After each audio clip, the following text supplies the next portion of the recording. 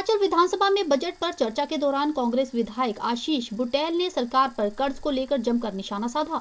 बुटेल ने कहा कि 4 वर्षों में 31 मार्च 2022 तक 23,000 करोड़ का कर्ज हिमाचल सरकार ले लेगी। इसके बाद 1 अप्रैल से 12,000 करोड़ का कर्ज लेना चाहती है, जिससे ये सरकार सबसे ज्यादा कर्ज लेने वाली सरकार बन जाएगी।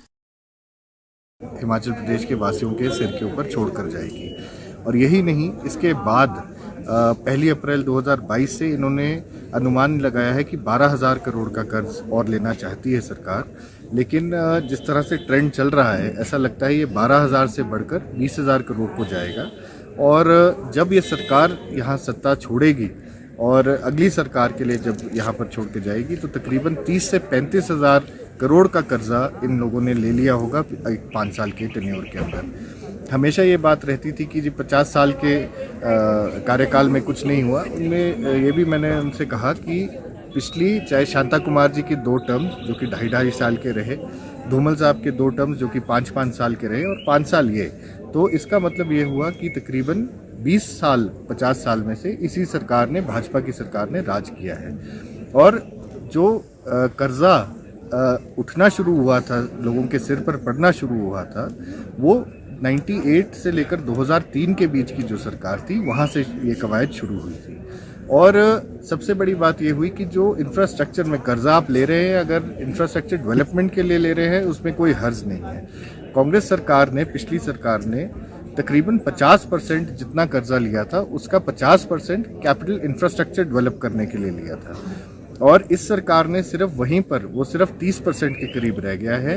29% to be precise capital outlay का जो बजट इन्होंने रखा है, वो सिर्फ 29% का इस पूरे बजट में रखा है। इससे ये साफ जाहिर होता है कि सरकार मौज मस्ती के लिए, सरकार अपने ऐशो आराम के लिए, अपनी पब्लिसिटी के लिए ये पैसा हमारे सिर पर जो बोझ है ऋण का, वो बढ़ाकर अपनी ऐश मस्ती करना चाहती है। ये बिल्कुल क्लियर हो गया है। साथ ही मैंने 2-3 मुद्दे और थे, जिस तरह से एग्रीकल्चर का हमारा जो बजट कट हुआ है, वो 6% का बजट कट एग्रीकल्चर में हुआ है, 5% का हेल्थ में हुआ है, तकरीबन 14% का अर्बन डेवलपमेंट में हुआ है। इसके अलावा इंडस्ट्रियलाइजेशन हमारी 14% की डिक्लाइन पे रही है। और भी बाकी ऐसे सेक्टर्स हैं जहां पर मुझे लगता है कि काफ़ी कुछ सरकार की ये बहुत विफलता है, बहुत नाकामी है, जिसकी वजह से हिमाचल प्रदेश का वासी, हर एक वासी सफ़र करेगा।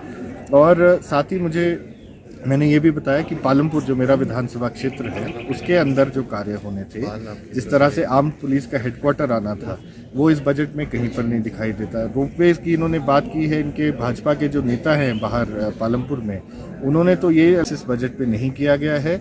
आउटसोर्स कर्मचारियों के लिए कुछ नहीं इस बजट में। और जो मानदेय बढ़ाया है, उसमें 30-30 रुपये दिहाड़ीदारों का हमने, दिहाड़ी जो है वो 50 रुपये बढ़ाई है, जो कि एक स्वागत योग्य बात है, जिसके हमने उनको धन्यवाद भी किया।